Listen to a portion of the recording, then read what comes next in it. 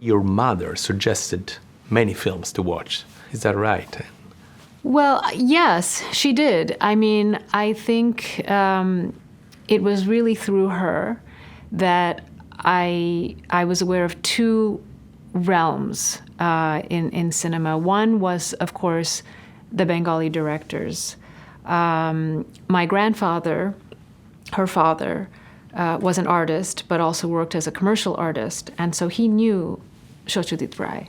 They were colleagues, and he would come to my grandparents' house. Did you ever meet him?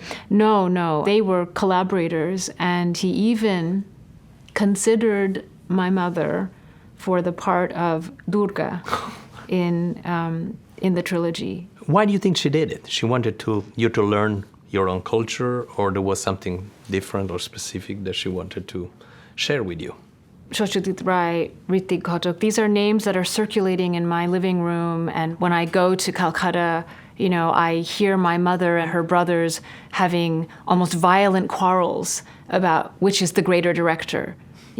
So these are things that I'm observing and absorbing as a young child. I think it's very unusual. We do the same in Italy. Yes. So the passion. Fellini or Pasolini exactly. or Rossellini or... Beatles, Stones, however you want to, but it's the passion of a certain population. When there was a film, a kind of a Hollywood film, set in India, based on India, suddenly we all went to see the movie. Yeah. So Gandhi came out.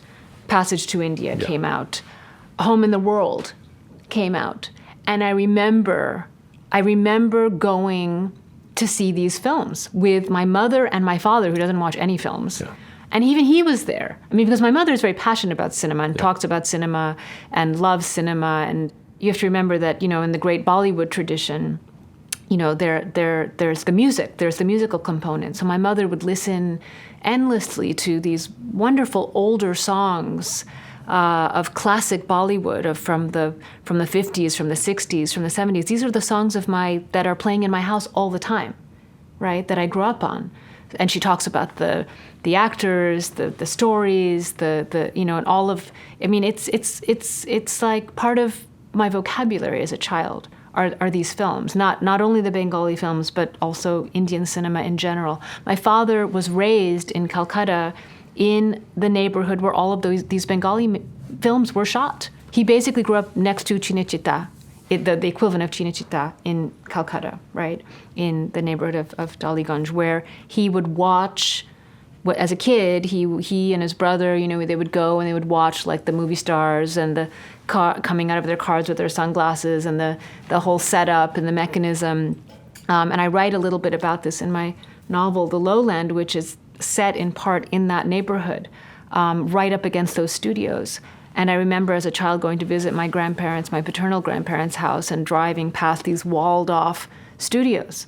And my father would say, "Oh, that's the film studio," and the directions for the house was, "Oh, just past just going past the studio."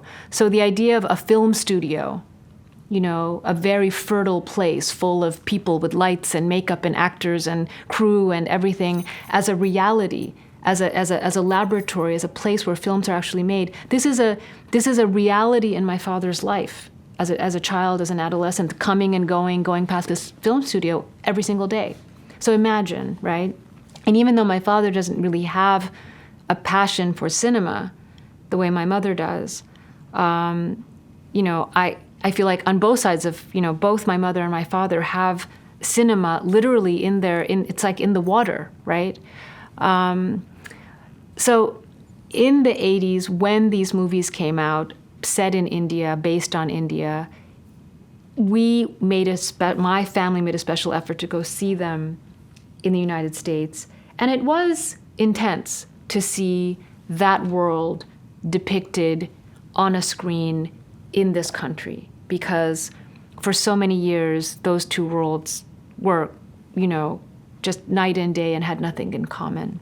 So there's that power of cinema also to bring closer something that is distant. And I know that once the technology developed over the years and one could get a DVD and watch a film and, now you just turn on your computer and you can be If I feel nostalgic for Rome, I can, watch something in 3 seconds and I can see the images.